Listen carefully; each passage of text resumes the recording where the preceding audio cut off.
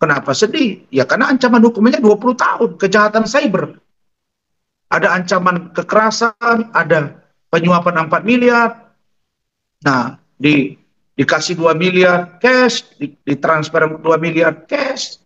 Ya, sekarang sudah naik sidik ya. Dan dia dipanggil, kemudian dia minta tunda tanggal 3 Maret 2025. Ya, dia dipanggil, saya yakin dia akan ditahan. Itu keyakinan saya. Dan sangat berpotensi sekali untuk ditahan. Dan saya bukan karena dendam, tapi saya mendorong agar dia ditahan. Kenapa ditahan?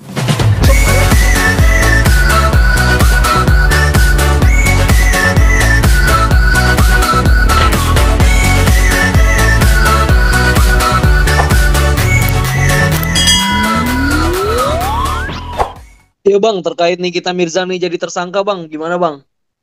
Begini, bukan buat laporan baru satu lagi. Laporan saya terhadap Nikita Mirzani itu sudah 2 di Polres Jakarta Selatan. 1 laporan pencemaran nama baik yang dilakukan Nikita Mirzani kepada saya melalui undang-undang elektronik. Nyebut-nyebut saya pura-pura ninja, nyebut-nyebut saya si biadab, terus nyebut-nyebut saya bau lambung, nyebut-nyebut saya kodok, bodok, dan lain-lain. Itu sudah diproses dan dia sudah diperiksa.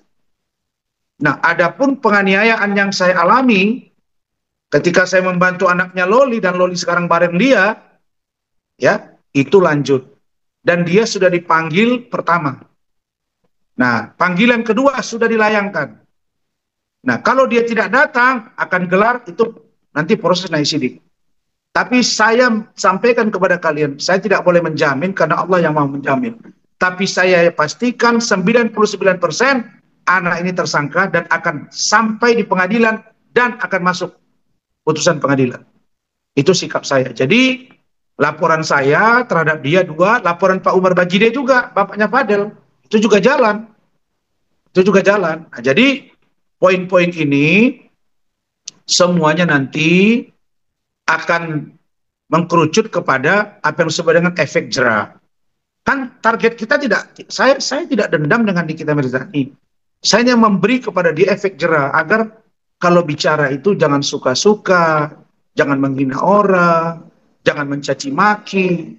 Saya minta, ya, kalau lu benci sama gua, lu jangan serang pribadi gua dong. Kita bicara pada pokok perkara saja. Kan begitu. Nah, Dr. Reza Gladys, laporin dia tersangka sekarang. Iya kan? Ditanya, apakah saya sedih? Sedih. Kenapa sedih? Ya karena ancaman hukumannya 20 tahun, kejahatan cyber. Ada ancaman kekerasan, ada penyuapan 4 miliar.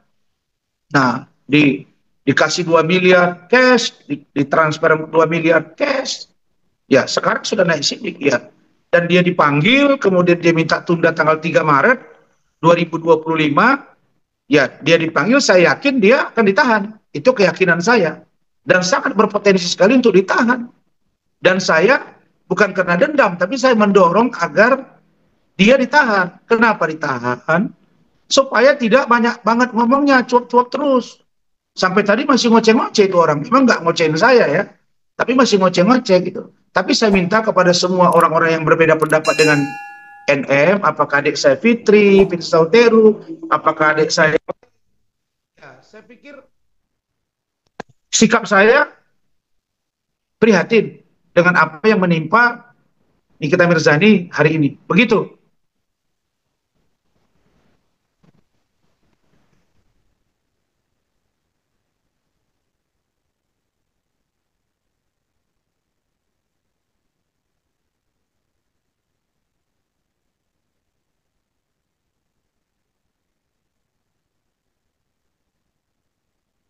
Lah ya, kalau nggak yakin kan ngapain dilapor? Kan dalam teori hukum sudah saya sebutkan tadi. Siapa yang mendalilkan, maka dia membuktikan. Siapa yang menuduh, dia harus membuktikan. Nah, saya laporkan dia pencemaran nama baik melalui undang-undang elektronik. Bayangin ya, persoalan gua dengan Hotman, itu gara-gara si perempuan itu Iklim Hakim. Itu aja masalah surat kuasa dan pengakuan. Padahal dia preskon bareng gua. Dia ada di samping. Dia bilang nggak ada kuasa sampai akhirnya disidangkan gitu. Lah, Nikita ke saya, ke gue ini gila kalimatnya. Jadi kalau ini bisa jadi tersangka dan menjadi terdakwa, ya kenapa dia tidak? Nah, persoalan dengan saya, apakah saya bebas atau tidak, itu tergantung saya berjuang di pengadilan. Kalau NM, ya tergantung pengacara dia. Tapi karena ini telak, ya saya yakin, ya saya nggak boleh jamin ya dia masuk. Untuk Pak Umar Bajide juga. Tapi yang paling telak itu persoalan penganiayaan di dahi saya. Dan itu visumnya sudah, dan dokternya sudah diperiksa. Hasil visumnya juga sudah datang. Nah, maksud saya nggak benci kepada NM, dan saya tidak bangga dia di penjara, tidak. Cuma kalau dia ditahan, saya yakin cuap-cuap di media itu nggak lagi terjadi gitu. Jadi nggak selalu banyak, tidak lagi menambah musuh gitu. Tidak menambah musuh yang setiap hari itu nanti bisa menimbulkan polemik baru gitu. Jadi saya kasihan di Nikitanya gitu. Karena besok dia misalnya lepas kontrol lagi, terus jadi amarah, orang jadi benci, kan kasihan dia aja. Itu doang, gak ada yang lain. Jadi kalau saya ya prihatin, dan ada banyak laporan lagi sih sebetulnya tentang NM ini. Bukan dari saya, bukan dari Reza saja, ada yang lain juga. Nah, jadi ini kan akhirnya kan nanti dia berlapis-lapis, ntar keluar yang ini, masuk lagi kasus yang ini ya masuk lagi. Nah, yang saya kan selalu sesalkan kemarin, kok dia punya pengacara, Fahmi tidak mengingatkan kliennya gitu. Saya di mana-mana mengingatkan klien. Kamu jangan ngomong begitu ya, ntar nanti berisiko loh buat kamu. Begitu. Kok kok yang kejadian di dia ini dibiarin gitu. Jadi kalau menurut saya,